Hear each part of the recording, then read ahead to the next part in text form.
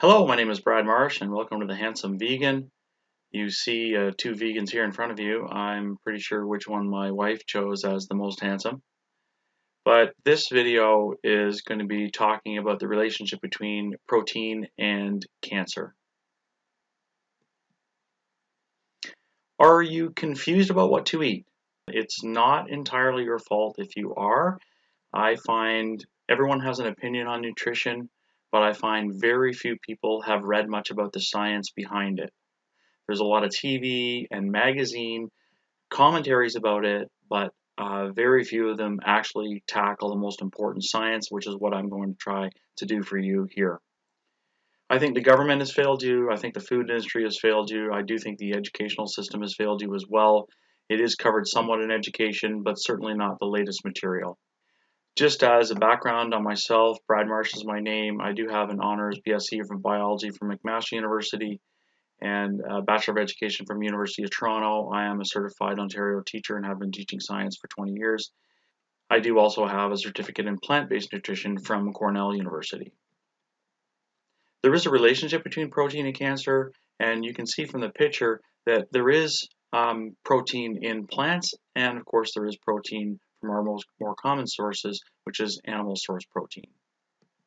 The story of protein and cancer really started in the 80s. There was a study in India done that did relate cancer rates to animal protein intake. This was very intriguing, so Dr. T. Colin Campbell from Cornell University more rigorously did more studies on it and did find there was a relationship between the amount of animal protein eaten and cancer rates. The first thing to remember is we all have cancer cells within us all the time, every single one of us. In some cases, the cancer grows, and in some cases, it doesn't. And of course, you can increase the number of cancer cells within you by subjecting yourself to carcinogens. Smoking is one of them, and that will increase some damage to the DNA and can result in cancer. But interestingly, it turns out that the cancer growth is actually related to what we eat. This graph here is one of the most important graphs you'll ever see with respect to cancer and eating animal protein. And essentially what they did in Cornell in the 80s was they found that when rats were given a 20% animal protein diet, it turned cancer cells on, so they started growing cancer. But then if they cut the animal protein down to 5%, it turned the cancer off. Then if they increased the animal protein again to 20%, the cancer started growing. And if they turned it down to 5%, it turned it off. So this is an absolutely incredible breakthrough. You could actually turn cancer on and off with food. Everybody should know this information. But that was true in rats, so what about humans? And that's where the China study came in. The China study is the largest study on human nutrition ever conducted. And you have to ask yourself, have you heard of this book before? Have you heard of this study before? And most likely you have not, and even fewer people have actually read it.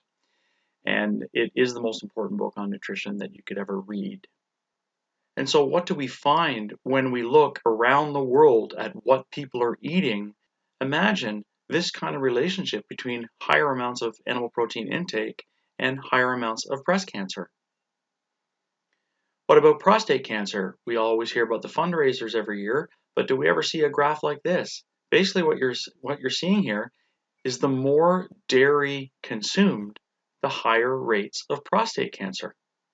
Again, I don't run into many fundraisers who have ever seen this graph before. Basically, the Western diet, what are we eating? Well, essentially, about 70% of our calories on the Western diet, which is most industrialized nations, we are eating 70% of our calories from meat and dairy. Now, that's much higher than the 20% rate we saw in the rats. So, what are the leading causes of death in our society? Well, number one is cancer. Sometimes it's heart disease as well. It fluctuates between number one and two, but cancer is a very prevalent disease.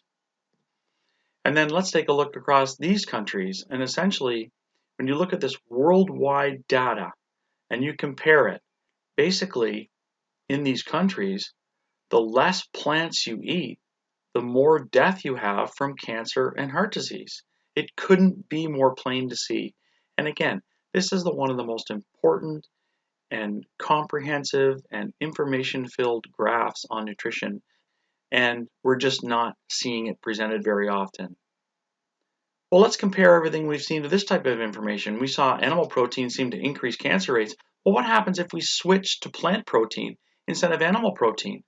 Well, my gosh, increase the amount of plant protein eaten, and look what it does. It decreases the cancer rates. Extremely important information. Everybody fundraising for breast cancer should see this graph as well. We're talking about a big reduction in the rate of cancer with eating more plants. So if you want the top-notch, hardcore science, if you will, the China study is the way to go.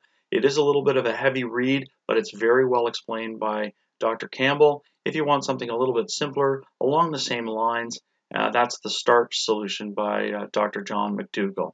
There are other books, but these two are really top-notch books for understanding nutrition. This is a base level of nutrition that everybody needs to understand before you can have a discussion nowadays in nutrition. So thanks very much for watching. Please like and subscribe. If I do get some interest, I will compile a few more of these short videos to try to summarize this type of science for you. Thanks a lot. Take care.